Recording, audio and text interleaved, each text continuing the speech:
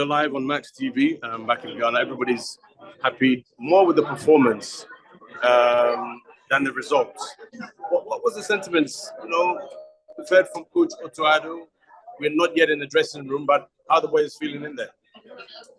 Well, he shared a few words with the players after the match, and then went to the video analyst to have a look at the key highlights of the game. In the first half, we created, I think, 8 decent chances. In the second half, there were 6 big chances as well. 2 goals were flat offside by the referee. So at least today, it was much better in terms of the attacking powers of the team. We played against 2 different opponents. The attitude of the players is what matters. The players showed hunger, especially in the first half. They were pushing to score early.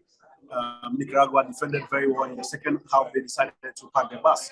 I believe that we need to build on the positives. The positives are that we had players running in behind defenders. We had players running into scoring positions. We defended very well. We did not actually give away too many chances as compared to the first game. Yesterday, the coach spoke about defending set pieces.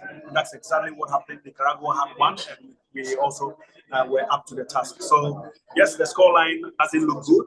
I'm sure many people were expecting 5-0, 6-0, whatever, because Nicaragua are ranked over 130 in the Coca-Cola rankings. But I think that this team started without some big names.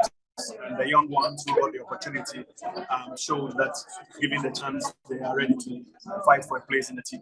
Well, let's see what the situation is in the dressing room and come back for us so we go inside.